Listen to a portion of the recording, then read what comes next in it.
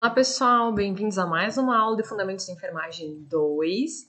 Hoje vamos iniciar nossa aula de número 3 e para quem não me conhece, sou a professora Patrícia Zanini e vou acompanhar vocês nessa jornada. Vamos embora então? O que nós vamos ver nesse dia de hoje então?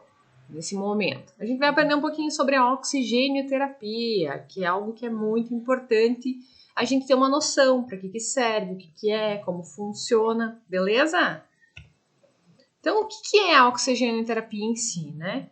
Ela vai consistir na administração do oxigênio numa concentração de pressão superior à encontrada na atmosfera ambiental, que seria 21%, para corrigir ou atenuar uma deficiência de oxigênio ou hipóxia, que vai ser aplicada tanto em situações clínicas agudas quanto nas crônicas.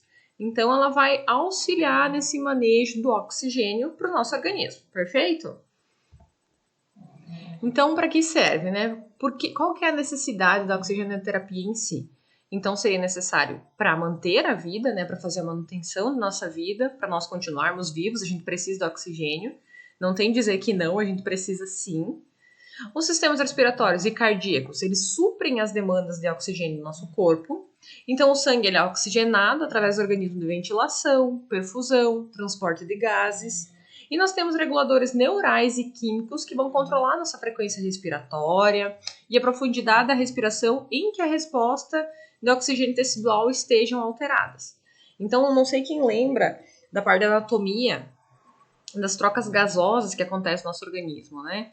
Então, nosso corpo ele tem a parte do oxigênio, que vai lá, passa, faz a troca gasosa e sai em dióxido de carbono, né? Então, essa é a nossa grande e pequena circulação.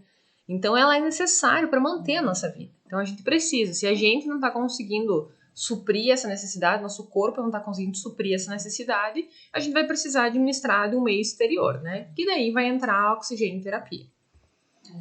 Então, ela pode ser classificada quanto ao uso agudo ou de uso prolongado.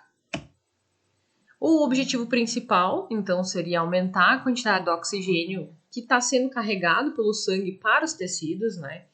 Então, 98% do oxigênio que é carregado pela hemoglobina, né? Nós temos aqui a hemácia e 2% do oxigênio ele vai ser carregado pelo plasma. Então, o nosso oxigênio do nosso corpício, ele vai todo pelo sangue, né? Ele vai sendo carregado. E como que eu vou saber se um paciente ele precisa de oxigênio terapia, né? Como que eu vou saber quando que é necessário administrar oxigênio nesse paciente? Fazer com que esse paciente faça uso desse oxigênio. Então, a gente vai utilizar o oxímetro, que é esse item aqui. Ele é de extrema valia, tá, galera? Extrema valia. Que ele vai contar a nossa saturação, né? O SpO2 aqui. E também ele vai nos dar os batimentos cardíacos, né? Geralmente, a nossa saturação, ela tem que estar entre 95% a 97% seria o ideal, né? Mas também 99% tá respirando extremamente bem, 98%, né? Tá saturando super bem. É de 95 para cima, digamos assim. Assim a gente sabe que tá ok. Abaixo disso, a gente vai considerar uma hipoxemia, né? Quando a saturação está menos de 90% em ar ambiente e repouso. Ou quando está saturando menos de 88% durante exercícios ou sono em cardiopatas ou pneumopatas. Então, abaixo de 90%, eu tenho que fazer a identificação. Tem que verificar. Isso é normal? Isso não é? Qual é teu basal? Tá, mas o que é basal, prof? Qual que é o normal? O que é o normal desse paciente? Ele sempre está saturando assim? Ele tem algum problema no pulmão? Ele faz algum acompanhamento? Ele é algum cardiopata? Como é que funciona? Então, eu tenho que avaliar tudo isso. Aí eu vou administrar oxigênio terapia em caso tenha já menos de 90%, né, saturando. Caso tenha uma parada cardiorrespiratória, caso tenha um IAM, um infarto agudo do miocárdio, porque vai reduzir a sobrecarga cardíaca com esse paciente recebendo oxigênio. Intoxicação por algum tipo de gás, é muito importante. Em caso de traumatismos graves, uma angina instável, uma recuperação pós-anestésica de um procedimento cirúrgico, porque esse paciente foi anestesiado, né? Em caso de insuficiência respiratória aguda ou crônica agudizada, insuficiência cardíaca congestiva, que é chamada de ICC, e apneia obstrutiva do sono. Nessas situações, nesses casos, esse paciente vai fazer uso do oxigênio. Perfeito? Ficou bem claro para vocês? Conseguiram entender isso? Sim, não? É meio difícil, mas depois quando a gente vai para a prática, para o dia a dia, a gente vai vendo que isso vai se alternando e se modificando um pouquinho. Então, quando a gente fala em hipóxia tecidual, né? Quer dizer a diminuição dos níveis de oxigênio que são existentes nos nossos tecidos, nossos órgãos, né? E não há oxigênio suficiente para realizar as funções metabólicas normais. Então, para o nosso corpício tá ali funcionando, tudo certinho, ele precisa ter oxigênio suficiente para o nosso organismo funcionar, para as nossas células funcionarem, para os nossos órgãos funcionarem, né? Então, não tem oxigênio suficiente para estar realizando essas funções. Então, vai para a hipoxemia. Essa hipoxemia geralmente começa na hipoxemia, evolui para hipoxemia tecidual, onde o tecido começa a sentir a falta desse oxigênio e quando vê começa a morte celular. Aí começa a se agravar essa situação, esse quadro. Tá, prof, mas quais são os sinais da hipóxia, dessa falta de oxigênio no organismo? Então, precocemente, vai ter aumento da PA, aumento de frequência respiratória, porque o corpo está tentando conseguir, né, o oxigênio ali que está faltando, ele está lutando para conseguir, né? Aumento da profundidade das respirações vai estar bem mais profundas. Esse paciente ele vai estar inquieto, vai estar agitado, ele vai estar prostrado muitas vezes, vai ter diminuição de consciência, ele vai apresentar tontura. Já no intermediário, vai ter diminuição dessa frequência respiratória, vai começar a diminuir. E nos casos da hipóxia tardia, vai ter cianose central, né? Que a gente vai conseguir. O que é a cianose? Vai ficar roxinho pela falta de oxigênio, né? Então, a gente vai conseguir observar na língua, no palato, na conjuntiva do olho, né? E pode levar a convulsão e coma também, ok? Então, é bem grave esse tipo de situação e a gente precisa tentar revertê-lo o mais breve possível, ok? Então, aqui a gente tem o hipocratismo digital ou baqueteamento digital. 50% dos doentes podem apresentar isso, né? Que é quando a hipóxia tá muito elevada. Então, tipo, aqui na boca, ó, tá roxinho, né? Então, aqui também, ali as pontas dos dedos, pela falta do oxigênio circulante, né? Então, aqui a gente tem que a polpa digital ali, ele tá mais grosso também. Então, esses podem ser sinais de uma pessoa que está em hipóxia muitas vezes. Então, a gente precisa estar atentando a esses sinais. E como que eu consigo administrar oxigênio? Então, eu vou aplicar, é uma injeção, por via oral, um comprimido? Como é que funciona? Vai ser no soro, né? Então, depende muito, né, da cavidade oral e nasal, que seria a boca e nariz. O fluxo desse oxigênio, o grau de desconforto respiratório que esse paciente está apresentando, ele está muito desconfortável, é só uma falta de ar, como é que é, né? Só uma falta de ar. É só uma falta de ar, como é que tá, né? A gravidade dessa hipoxemia, como está saturando, né? Quanto esse paciente está saturando, quão grave isso é, quão grave isso pode se tornar. Necessidade de umidificação, ele está precisando de umidificação de vias aéreas. E a tolerância do paciente, né? Tem pacientes que toleram muito bem via oral, tem alguns que toleram muito bem via nasal. Então, depende muito de cada paciente. Então, a gente tem que ter alguns cuidados com o oxigênio e com a sua administração, né? Não parece, mas a gente precisa ter, né? Então, a gente não pode administrar ele sem o redutor de pressão e o fluxômetro. Que o redutor de pressão seria esse aqui, né? O fluxômetro nós temos aqui. Então, a gente não pode fazer isso, né? Então, colocar um umidificador com água destilada ou esterilizada até o nível indicado para fluxos de oxigênio maior de 4 litros, né? Então, quando for maior de 4 litros por minuto, esse oxigênio, tem que colocar, né, um umidificador com água destilada ou esterilizada.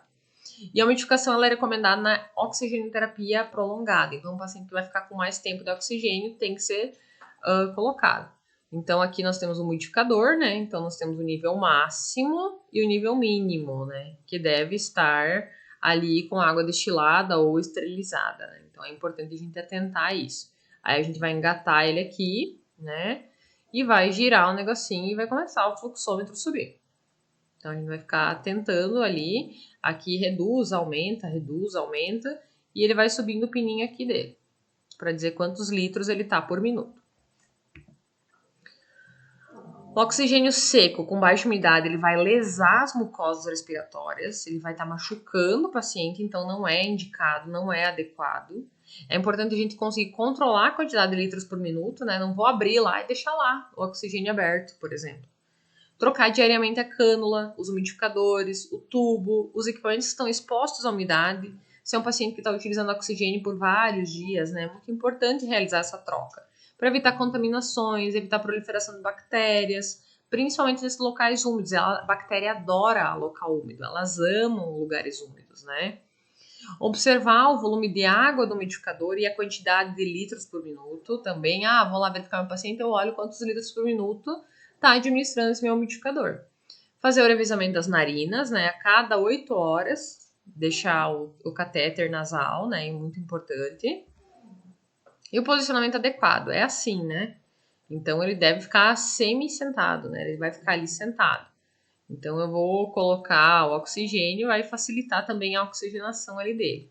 Então nem sempre é necessário a gente utilizar água no umidificador, né? Não é necessário quando for um fluxo menor de 4 litros por minuto. E é necessário sim, quando a gente tiver mais de 4 litros por minuto, utilizar essa água no nosso umidificador. Perfeito? Então, como que eu posso administrar? Né? Nós temos a cânula nasal ou catéter nasofaríngeo. Então, é quando o paciente ele vai estar precisando de uma concentração média ou baixa de oxigênio. É muito simples se a gente parar para pensar. E ele vai conseguir permitir que o paciente converse, que se alimente, sem a interrupção do oxigênio. Então, é uma cânula assim, né, que a gente vai introduz na narina do paciente. E aí, deixa lá administrando oxigênio. Então, não vai interromper. Então, por isso que eles falam que tá trocando de narina a cada 8 horas, né, para evitar de lesionar. A vantagem dele é porque ele é fácil de aplicação, né, e ele é um método muito econômico. Mas ele tem várias desvantagens se a gente parar para tentar e parar para pensar nisso. Ele nem sempre vai ser bem tolerado. A respiração bucal diminui a fração inspirada de oxigênio. Pode ter irritabilidade tecidual do nasofaringe, facilidade de deslocamento do catéter, não permite uma nebulização, porque fica ali, né, para fora, então pendurado, né, e tem necessidade de revezamento das narinas a cada 8 horas. Precisa ficar revezando, então, cada vez para não ficar lesionando aquela narina. Então, ele tem várias desvantagens se a gente for comparar com as vantagens que ele apresenta. Então, o material, né, nós precisamos do fluxômetro, do umidificador, né, água para injeção, aí o micropore para estar fixando, e aí a gente vai precisar da nossa sondinha ali e vamos fazer a introdução dela, ok? Então, como é que é a técnica, né? Eu vou instalar o fluxômetro na rede de oxigênio e vou testar ele está funcionando, tudo certo, como está funcionando esse fluxômetro. Eu vou colocar água destilada no copo do umidificador, então, né? Tem um copo do umidificador, vou colocar, vou fechar e vou conectar ele no fluxômetro. Depois eu vou conectar a extensão plástica ao umidificador. Aí eu vou identificar com etiqueta, né, de data, horário, qual que é o volume de água lá no umidificador, né. Vou medir o catéter do início, né, ao lóbulo da orelha. Então pego o lóbulo da orelha, a ponta do nariz e vou marcar com adesivo. Aí eu vou lubrificar ele com xilocaína 2 centímetros antes da marca desse adesivo. Vou conectar o catéter à extensão, vou abrir e regular o fluxômetro conforme a prescrição, né? Então é importante verificar se a posição correta do catéter, vou olhar a orofaringe, né? Vou ver se eu vou pedir para o paciente abrir a boca e se ele tá lá atrás da úvula, né? Como é que tá? Aí nós temos o catéter nasal tipo óculos, que esse é o meu preferido, assim, ó, sem choro, sem nada, é o preferido e é o que é o mais utilizado. Aquele outro é muito difícil a gente ver ser utilizado no hospital. Muito difícil. Eu até agora, enquanto eu trabalhei, nunca peguei, tá? Nunca, nunca, nunca. Mas o catéter nasal tipo óculos, ele é extremamente usado, tá? Então ele vai ser utilizado quando o paciente ele vai requerer uma quantidade média ou baixa de oxigênio, de 1 a 4 litros por minuto. Então ele tem algumas vantagens, que é um conforto maior no uso desse catéter. Convivência, ele pode comer, pode falar normalmente. E tem facilidade de manter em posição esse catéter, né? Ele fica ali, coloca atrás da orelha, né? Por isso tipo óculos, sai ele da narina, vem atrás da orelha, coloca, segura ele bem presinho e o paciente vai tranquilo. Mas as desvantagens é que não pode ser usada diante de problemas nasais, né? Tem algum problema ali na narina, tem alguma infecção, alguma coisa assim, não pode. A concentração de oxigênio que é inspirada pelo paciente, ela é desconhecida ainda. Tem pouca aceitação por crianças pequenas, porque elas tiram, elas ficam se puxando, e ela não permite a nebulização também. Então tem isso também, né, galera? Então, material, né, nós vamos ter o umidificador, o fluxômetro, a água para injeção, né, que é água destilada. Então, aqui nós temos também o nosso manguitinho, o nosso pedaço de silicone ali. E daí, para instalar é super fácil, né? Eu vou testar também o fluxômetro está funcionando, vou girar, subir a bolinha, descer, vou colocar água no copo do umidificador, vou fechar, conectar o fluxômetro, vou conectar a extensão no umidificador, vou identificar o umidificador. Sempre é importante identificar com data, horário, volume da água, né? Pra gente saber, no próximo plantão chegou outra enfermeira, outra equipe de enfermagem, outra técnica, olhou para o umidificador, eu tenho às 2 da tarde foi instalado com tanto de água, né? E foi por tal pessoa, em tal horário, né? Tal data. Agora já acabou. Era para ter acabado, não era, né? Então é importante a gente atentar a isso. Então vai ser instalada a cânula nasal no paciente e vai ajustar ela sem tracionar as narinas, né? Vai ser conectada a extensão e abrir o regulador conforme e observar o fluxômetro, né? Bem importante. Mas é conforme a prescrição médica tudo isso, né? A gente não vai lá fazer, porque eu acho que tem que ser feito. Não, o médico vai prescrever, né? A quantidade por minuto também. Então, bem tranquilo. E a máscara de Venturi, né? Então, é o método mais seguro e exato para liberar a concentração que é necessária do oxigênio, né? Sem considerar a profundidade ou a frequência da respiração. Então, a máscara de Venturi, ela tem aqui a sua máscara e aqui na ponta ela tem uma cor que a gente consegue alterar. Então, quando for o conector azul, a concentração de oxigênio é 24% e o fluxo de oxigênio é 4 litros por minuto.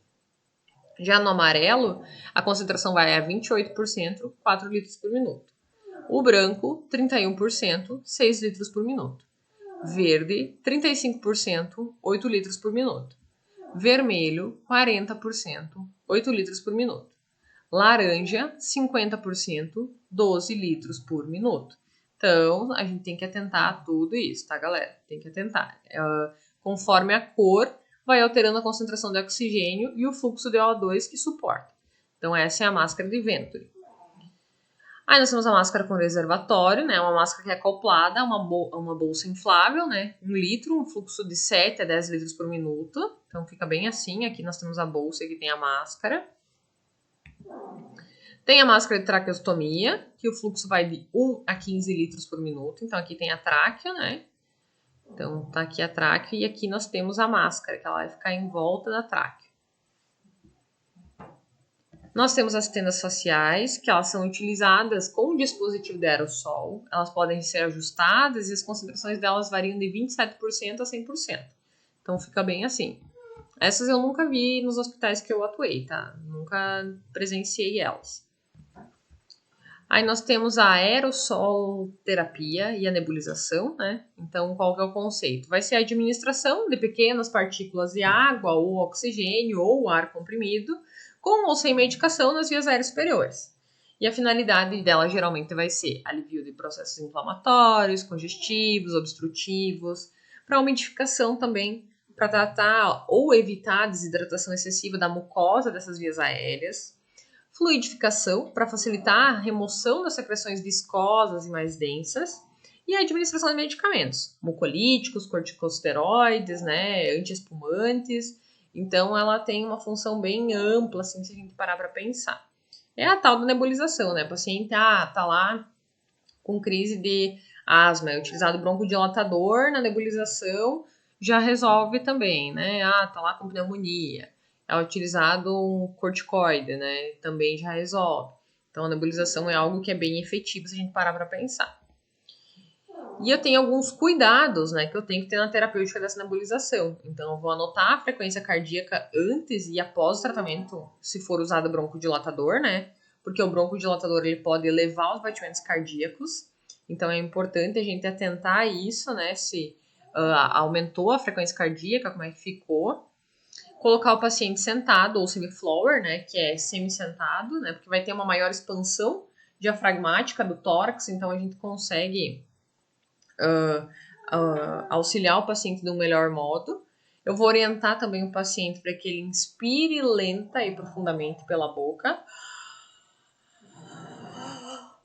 né, para absorver bem a nebulização ali e usar a solução nebulizadora ou umidificadora que seja estéril. O material necessário geralmente vai ser o fluxômetro, o nebulizador completo, que nós temos o cachimbo, a máscara simples, ou a Deventure, né? E a extensão plástica. Aqui nós temos a extensão plástica corrugada, que a gente chama de traqueia, o copinho graduado, né? E a medicação que é prescrita pelo médico. E aí o nosso tal nebulizador, né? Ele é extremamente útil na nossa vida ali no hospital. E como é que eu vou fazer? Eu vou colocar o soro fisiológico, água destilada no copinho do nosso nebulizador, vou acrescentar o medicamento, vou fechar e conectar o fluxômetro. Aí eu vou conectar a máscara ao nebulizador e vou regular o fluxo de gás, né? Produzir uma névoa de 5 litros por minuto, mais ou menos. Vou aproximar essa máscara do rosto do paciente e ajustar ela entre o nariz e a boca. Eu preciso estar cobrindo os dois. Vou manter a nebulização por 15 a 20 minutos ou até que termine a solução lá do copinho, bem importante.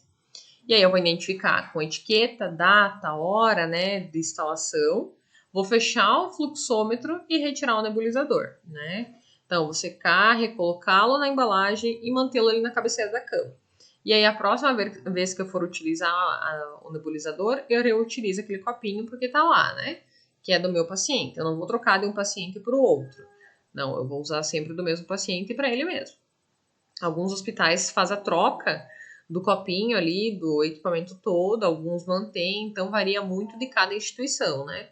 Porque cada instituição tem seu jeito de trabalhar, e não tem, né? Não tem o que a gente vai fazer que vai alterar isso.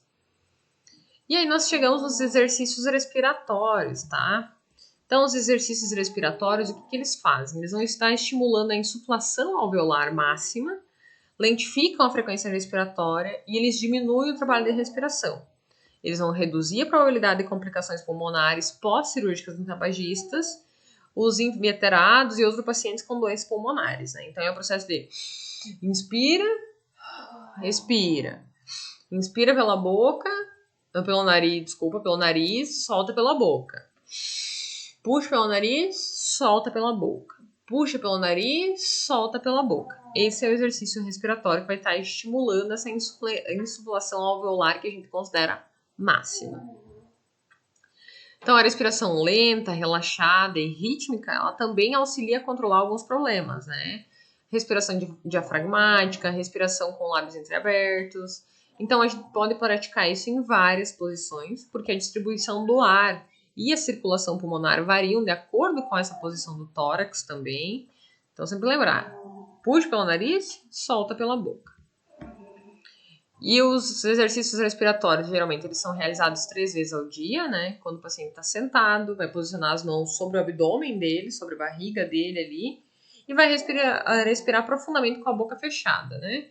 Procurando sentir a dilatação que esse abdômen faz. Aí vai soltar o ar com a boca semi-fechada, né? E em pé, então, ele vai deixar os pés em paralelo, com os braços ao longo do tronco, respirando profundamente pelo nariz e elevando os braços à frente até acima da cabeça, né? Então, né? Aí solta pela boca, com os lábios semi-fechados, e daí vai abaixando os braços na medida que vai soltando essa respiração até a posição inicial desse paciente. Nós também podemos fazer em pé com os pés em paralelo, com os braços ao longo do tronco. Vou respirar profundamente, levando os braços à frente até acima da cabeça, né? Então vai pelo lado. E aí depois abaixa. Também semi-fechados, nunca a boca abertona, né? Semi-fechada sempre. E sentado também com os braços estendidos, as mãos apoiadas nos joelhos. Respirar profundamente pelo nariz, levando os braços até a altura dos ombros. E aí solta o ar pela boca com eles semi-fechados, abaixando os braços até a posição inicial. Então esse objetivo é treinar, né, o nosso pulmão, o pulmão do paciente, para com que ele consiga essa máxima expansão alveolar dele. Também a mesma situação, né, de elevar os braços, né, também tem outro que é com a mão direita apoiada sobre a base do hemitórax, né, do lado esquerdo, sobre as últimas costelas seria, né. Também realizar respirações profundas para sentir ali as costelas, né, aquela parte ali, o paciente mesmo conseguir sentir isso. Aí também tem deitado sobre o lado direito, com os joelhos semifletidos, né, dobrados ali, o braço esquerdo ao longo do corpo. O paciente vai respirar profundamente pelo nariz, elevando simultaneamente o braço esquerdo até acima da cabeça, né? Vai soltar o ar pela boca com os lábios semifechados e conforme vai retornando, ele vai retornando o braço juntamente nessa situação. E aí tem a tal da tapotagem, tá? Que ela auxilia bastante. É quando a gente vai deixar a mão em concha, com o punho ligeiramente solto e dá pequenas batidas nas costas do paciente, que vão produzir um som oco, sempre começando de baixo para cima, e nunca o inverso, né? Então não pode doer, e caso isso ocorra, o movimento está errado. Então é para auxiliar o paciente. Então começa de baixo para cima, né? Eu vou batendo, eu posso botar a mão em formato de concha assim e batendo o meu dedo em cima dela. E aí nas costas do paciente, eu vou de baixo para cima e eu vou ouvir um som oco. Vai produzir um som oco e vou subindo. Isso é a tapotagem, tá? Ou eu posso estar fazendo assim também nas costas do paciente e ele vai dar aquele sonzinho oco. Isso auxilia muito na oxigenação do paciente também, tá, galera? É bem importante. Então, pessoal, hoje a gente viu um pouquinho da oxigenoterapia, né? Quando que eu vou utilizar ela, como é que ela funciona. A gente sabe agora que é a administração do oxigênio para o nosso paciente, ok? A gente também sabe que esse paciente ele vai precisar de suporte ventilatório quando ele estiver saturando menos de 90%. E é para isso que serve o nosso oxímetro, que é muito importante a gente ter ele conosco ou no hospital que a gente vai trabalhar, eles terem o oxímetro para a gente conseguir verificar a saturação desse nosso paciente, né? E aí nós vimos os tipos, as máscaras que a gente tem, como as técnicas, como é que eu vou aplicar, como é que funciona. E é isso aí, né? Então eu espero que vocês tenham aproveitado bastante essa aula. Para qualquer dúvida eu estou à disposição, é só vocês entrarem em contato comigo. Eu aguardo vocês para o nosso próximo encontro. Agradeço muito quem participou até aqui. E até a próxima, pessoal. Uma boa semana para todo mundo. Tchau, tchau.